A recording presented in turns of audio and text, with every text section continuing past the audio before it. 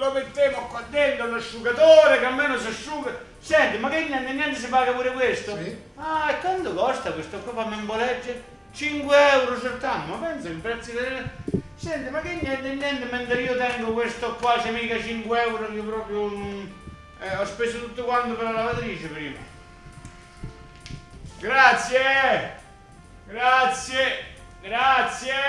Intanto io mi... Spingo? Spingi tu? Allora io rimango soltanto a guardare.